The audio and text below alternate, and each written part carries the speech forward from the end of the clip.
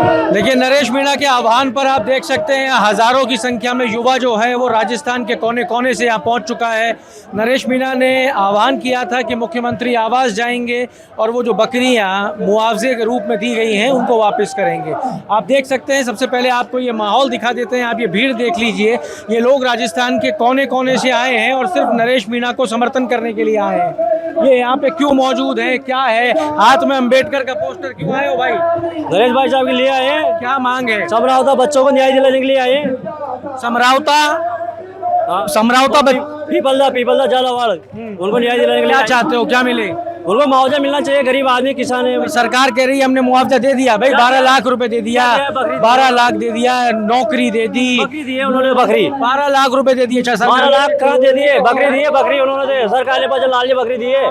क्या आपको क्या लगता है, आप समर्थक हो नरेश मीणा के, कि क्या होना चाहिए? सब अच्छा होना चाहिए। किसानों को, उनको बच्चों को मुआवजा मिलना चाहिए। कहाँ से आए हो? मैं किशनगंज तहसील जिला बारा राजस्थान से आए हो।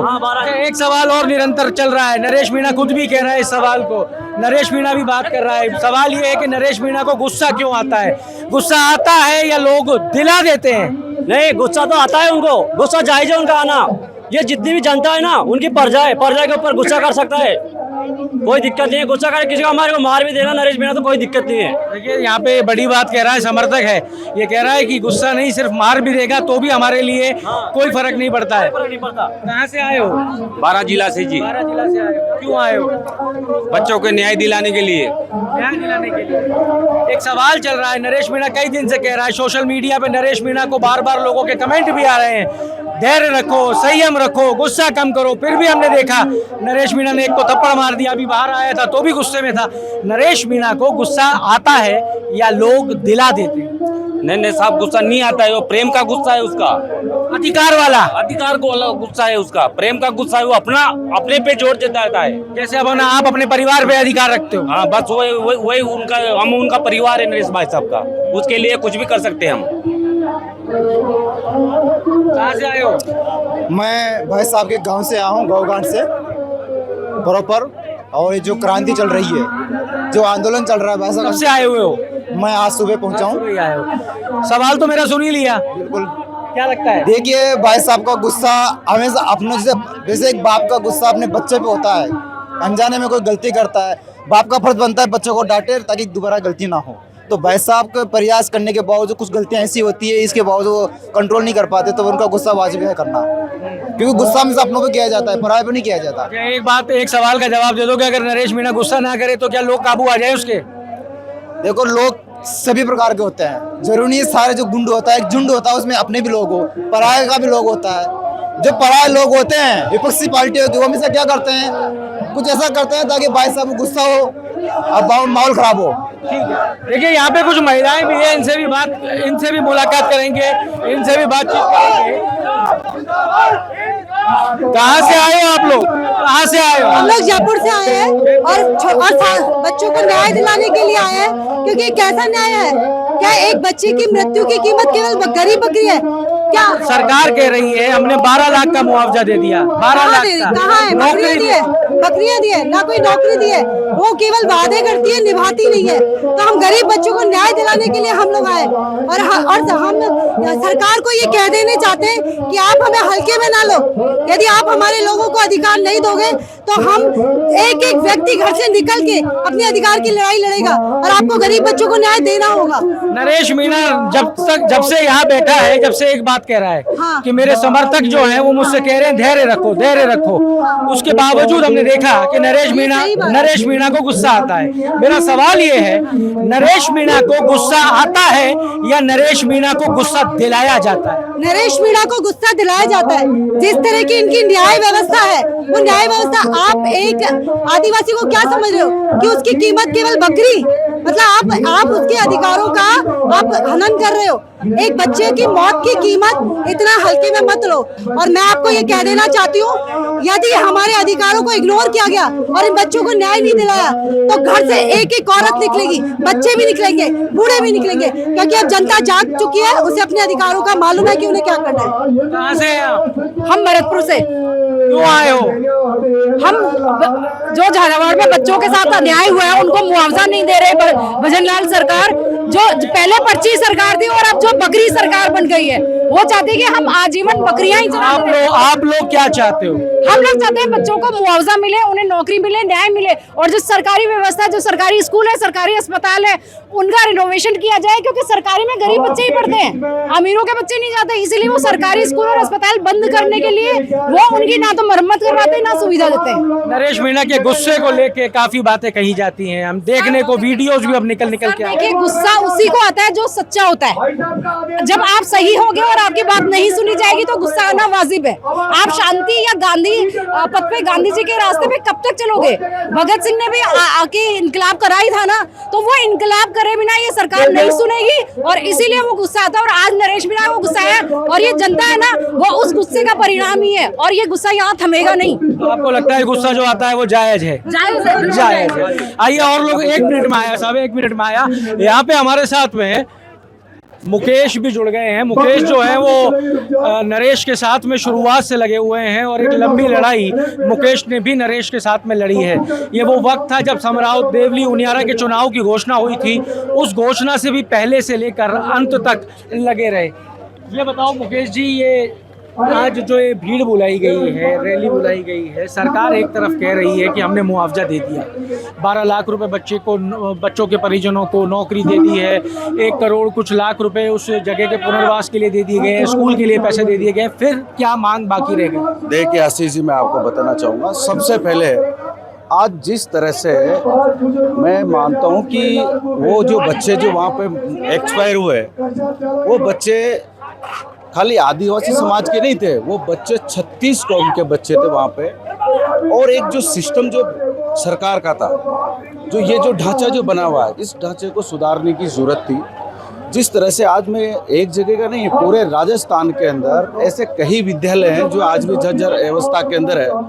जब पहले से ही पता है वहाँ के टीचर्स, प्रिंसिपल सबको कि ये स्कूल बिल्कुल कंडम जो घोषित हो गई, फिर भी आज भी उसी स्कूल को यूज। सवाल ये खड़ा होता है कि ये स्कूल केवल 18 महीने में तो जर्जर हुए नहीं है। देखिए, मैं व्यवस्था पुराने जमाने से चरचराई हुई है। मैं आपको बताना चाहूँगा, इसीलिए आज पहली बारी एक समाज की इन्होंने जिस तरह से जो मुआवजा के अंदर जो बकरी देने का जो काम किया है, जब देश आज़ाद हुआ, जब से लेकर कई सारी सरकारें बनी, कई सारी सरकार आई और गई, बाकी किसी सरकार ने इस तरह का जो घिनौना जो काम है वो आज तक किसी समाज के साथ आप सिर्फ बकरी की तो बात कर रहे हो, क्योंकि कैटल फीड लिखा है उसके अंदर। मैं आपको आप सिर्फ बकरी की बात कर रहे हो, पर आप उस नौकरी की बात नहीं कर रहे, आप उस पैसे की बात नहीं कर रहे। मैं वही कहना चाह रहा हूँ आपको कि मुआवजा जो हमारा था 1 करोड़ की, जो हमने शुरू से जो मांग रखी थी, और इन्होंने जो घिनौना काम किया बकरी देने का, ये कौन से उसमें लिखा हुआ है जो बकरी देके,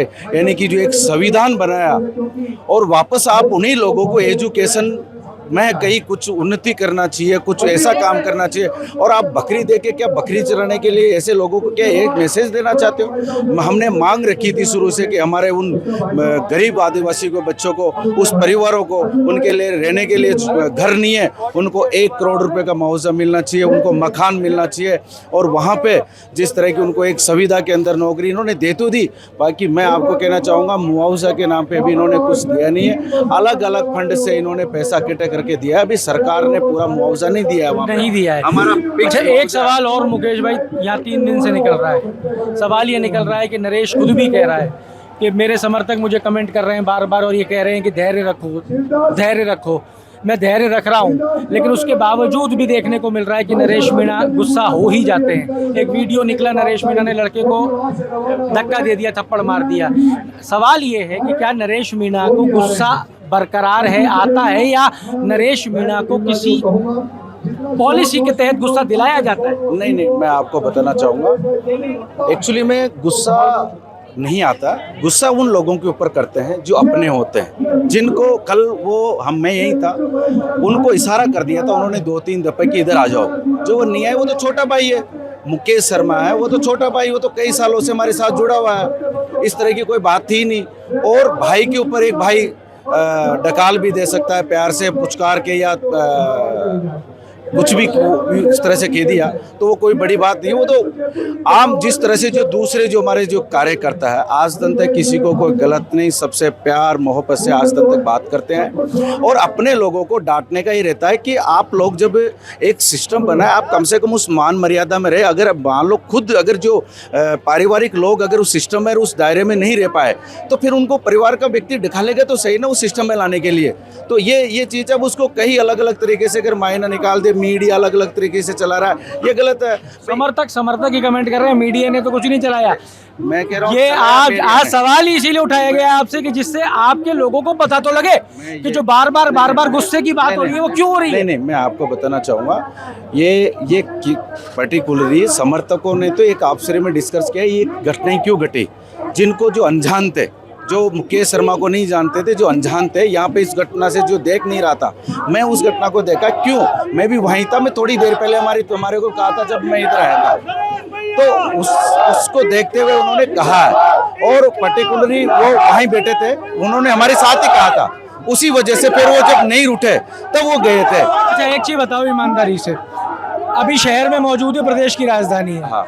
ग्रामीण इलाकों में आज भी घर का जो मुखिया है उसका पूरा दबदबा रहता है क्या परिवार के सदस्यों पे, चाहे वो कितने ही बड़े क्यों ना हो जाएं?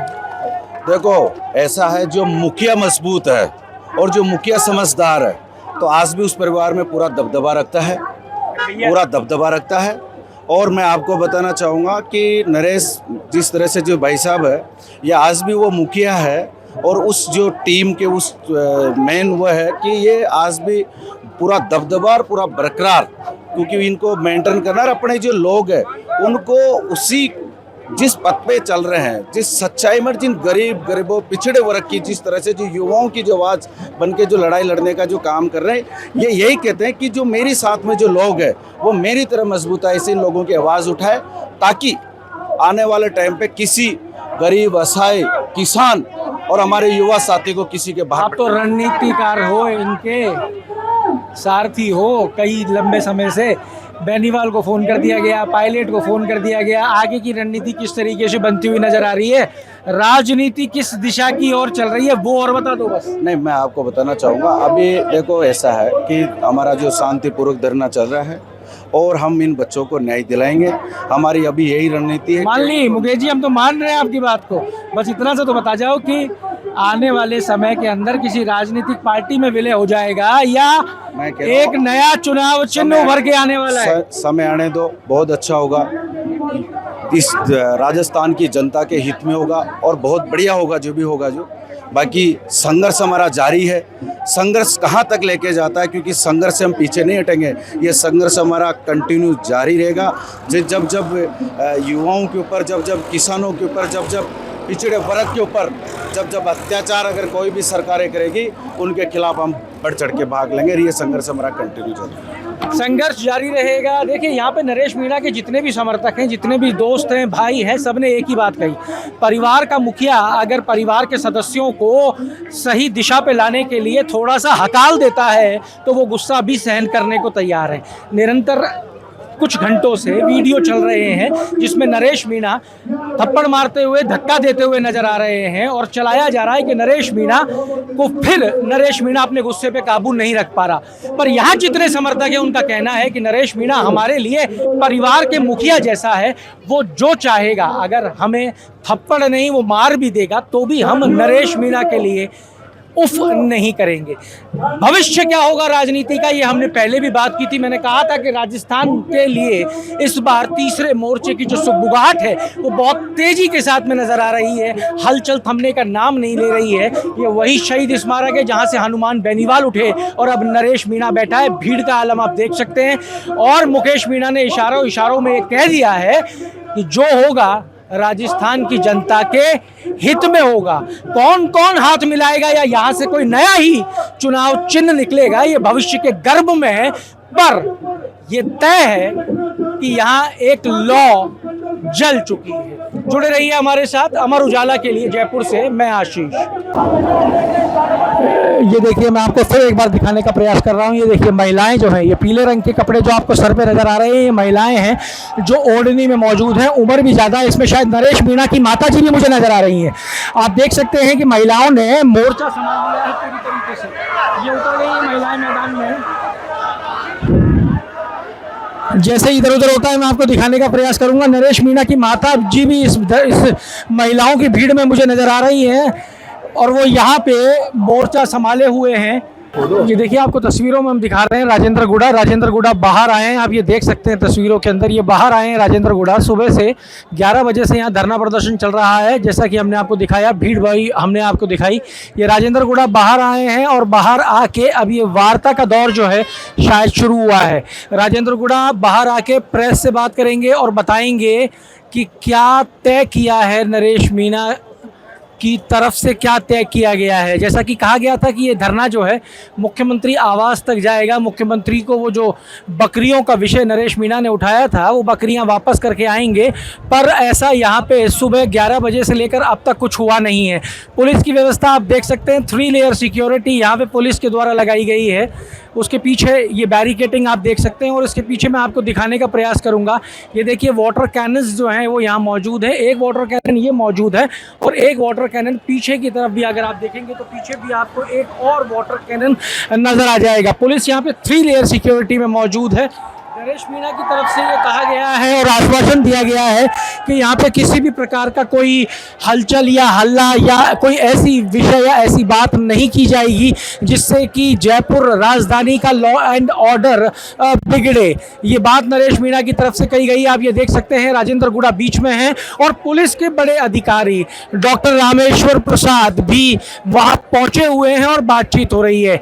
ये हाथों में आप तस्वीरें देख सकते हैं लोगों के, ये उन बच्चों की तस्वीरें हैं जो पिपलौदी स्कूल हादसे में जिनकी जान चली गई थी। ये देखिए, आप चारों तरफ देख सकते हैं लोग मौजूद हैं। लोगों ने चारों तरफ से इसको शहीद स्मारक पे भीड़ का आलम आप देख सकते हैं, चारों तरफ से घेरा हुआ है। भीड़ की स्थिति आप देख लीजिए, ये भीड़ आपको दिखा रहे हैं और ये 3 लेयर सिक्योरिटी के अंदर पुलिस मौजूद है। युवा जो है आप देख सकते हैं हर जगह।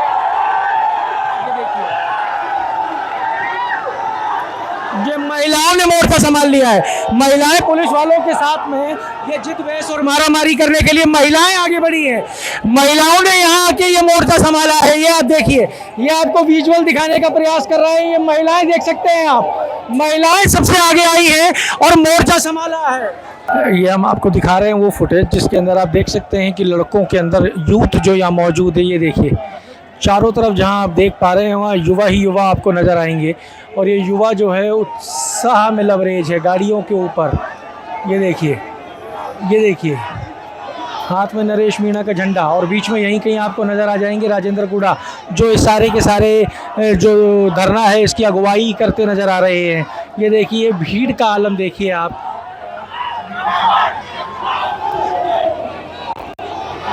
जिस तरीके से महिलाएं बीच में उतरी हैं और इस बैरिकेडिंग को तोड़ने के हिसाब से, और महिलाएं वहीं रुक गई हैं और यहाँ पे पुलिस के द्वारा समझाइश की जा रही है कि आपके पास में सिर्फ और सिर्फ यहाँ पे एक सभा करने की परमिशन है, आपके पास धरना प्रदर्शन करने की कोई भी परमिशन नहीं है। पुलिस समझाइश कर रही है और पुलिस कह रही है बार बार कि माताएं और बहनें जो यहाँ मौजूद हैं वो पीछे हट जाएं और वापस चली जाएं। लेकिन पुलिस के साथ में भी आप देख सकते हैं कि यहाँ बातचीत और नोकझोंक हो रही है। देखिए, ये पुलिस वाला है जिसके हाथ में आप देख सकते हैं लाउड स्पीकर है जिसके माध्यम से महिलाओं को समझाने का प्रयास कर रहा है और शायद नरेश मीणा की टीम से भी कुछ लोग आए हैं जो इन महिलाओं को समझाकर वापस ले जाना शुरू कर चुके हैं।